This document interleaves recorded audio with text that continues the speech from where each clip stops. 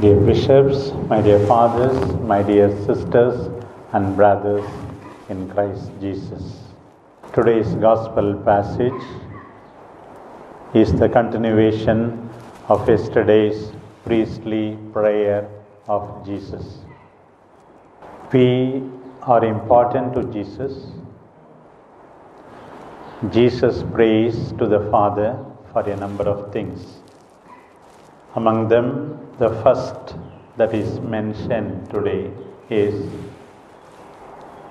Jesus prays for the unity of the disciples. You and I are one. Like that, let the disciples also be one. That is our responsibility. We often hear about the Matthean model of evangelization, that is, go and preach. But the John 9 model of evangelization adds to the Matthean model of evangelization. By your love for one another, the world will know that you are my disciples. The witness of the unity of the disciples is very important. In one of the parishes I know, back in India, there were 4 sisters, religious sisters in a community. 2 of them working in the school. Excellent results in the examinations, and 2 of them working in the hospital, in the dispensary. Their medical care they provide is also good. But then the whole village knows the 2 sisters in the school are not in talking terms with the 2 sisters in the medical mission. Even when they go to attend Mass in the parish church, first 2 school sisters will go to the church. After 5 minutes only, these 2 sisters will come. It is a contradiction. What is the use of excellent healing ministry, excellent educational ministry, if you are not united? Jesus considered it important that his disciples bear a witness of unity. One of the evening prayers, we have the beautiful reading from St. Paul. Let the sunset not find you still angry. In every Holy Mass, for example, we are asked to show a sign of peace. Thanks be to God, sometimes we think the person against whom I have something, he is not near me. It should not become a ritual. We should not receive communion unless we have forgiven our brothers and sisters from our heart. Unity again. Jesus prays for it. Look at the mixture of disciples, the 12 of them. They could be one. You are such a rare mixture in Cambodia, in different dioceses. What kept them united? It is the presence of Jesus. If Matthew, the tax collector, had been seen by Simon the Zealot elsewhere other than in the presence of Jesus, Matthew would have been put to death. Simon the Zealot was opposed to him. Same mission, same baptism, members of the one body, promoters of unity among the priests themselves, with the sisters, with the lay people. You should be known as a man of unity. Jesus prayed for it. Let us continue to pray for the same. Father, let they be one. You and I are one. Differences adds to the richness. No need of uniformity for unity. Then Jesus prayed that the disciples may be truthful, consecrate them in the truth.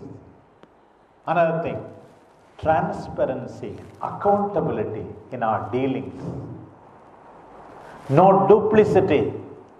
Jesus wanted his disciples to be honest, sincere.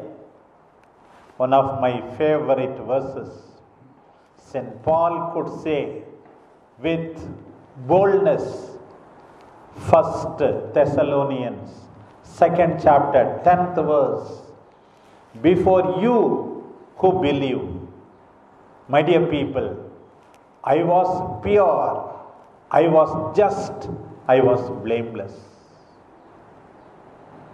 You are witness, God is witness. Jesus wants us to be truthful, my dear fathers and sisters. Yes. Like Paul, we should be able to say, Jesus prayed that they may be truthful, honest people, sincere people, that there may be correspondence between their speech and thought, between their speech and life.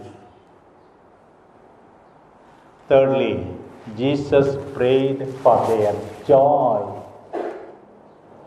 Holy Father's favorite theme is, we should not have funeral face. All of us should be joyful. And Jesus prayed for the same. Why should you have funeral face? Sad face, melancholic. It is contagious. If you are happy, others will be happy. People have their own troubles. Don't show a sad face in front of them. Jesus prayed that they may be fully joyful. Yesterday I was telling you the secret. St. Paul said, always pray, always thank.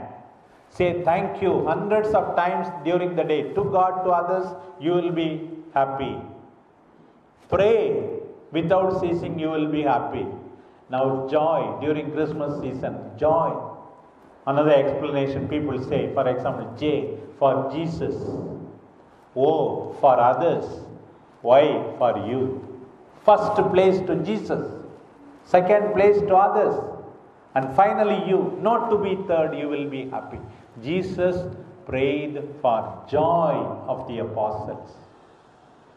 And then the most important in today's gospel is, we are called from the world.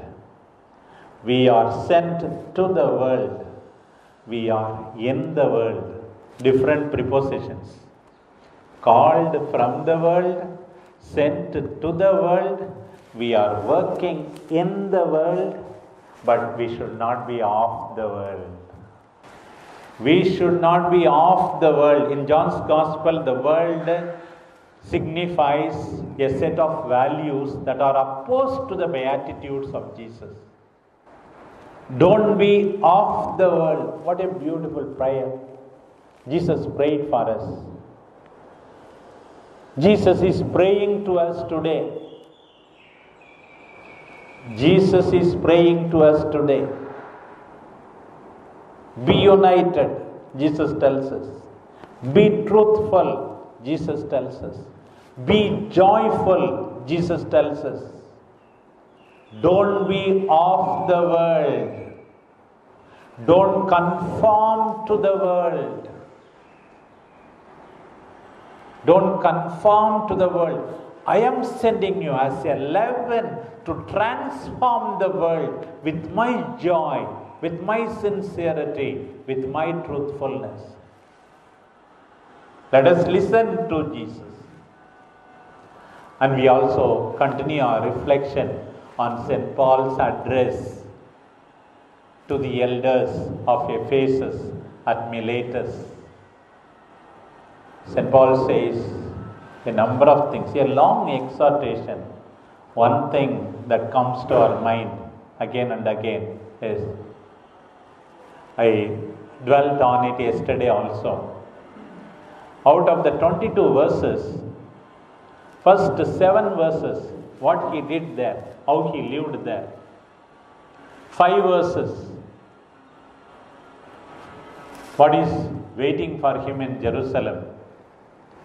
12 verses. Out of 22 verses, 12 verses about his example.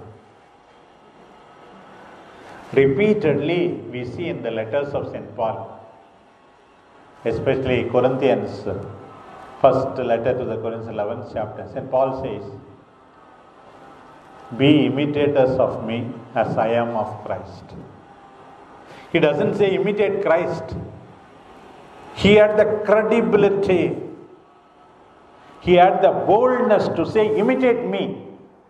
If you imitate me, you are necessarily imitating Christ, because I am imitating Christ. Imitate me, he says. Again and again this, I follow Christ, you also follow me. That's why even in this address, how I lived, how I worked hard. And one sentence he quotes in today's gospel, Jesus said, Paul says that Jesus said these words, it is better to give than to receive. Every Eucharistic celebration is giving only. Take this and eat. It is not enough to say when we celebrate the Holy Mass. We have to say to the people throughout the day, take me and eat. Take my time. Take my energy. Take my talent. Eat. It is not a ritual we are celebrating. All those who participate in the Holy Mass and celebrate the Holy Mass to give their life like St. Paul. Take me and eat. I am for you. I am there like a town pump to be used by all people. Selfishness and celebrating the Eucharist are contradiction in terms. They cannot go together. See the example of St. Paul. Another thing in today's passage, St. Paul tells them, Holy Spirit has placed you over the community. Not these three bishops. They might have given you appointment. According to St. Paul, Holy Spirit has given you. Again he says, later on we will see tomorrow also, St. Peter was told by Lord, look after my sheep. The people are God's, not yours. Not the bishops, not even the popes. The people belong to God. You are placed over the sheep. And then, like we hear in every time we board the plane, they give some instructions, no? First, when there is oxygen mask, first take care of yourself, and then only to the children it is said, every time. Like that here Paul is also telling, first, be watchful about yourself. What you read, what you hear, what you do, be watchful. Beware of yourself, what is entering your heart, what you speak. Then only be watchful also about the flock. If you are not watchful about yourself, you cannot be watchful about others. On New Year Day, a few years ago, I was preaching using 4 words. First, believe, always believe, then behave according to your belief, behave, then belong, sense of the community, and then finally beware. Be careful about what is happening to you, to your children, to your family. St. Paul says, beware. You are called to be watchmen. Ezekiel, 7th chapter, for example. I have set you over the people as the watchman. You have to warn the people of the dangers that are there. What an example. Tearful farewell.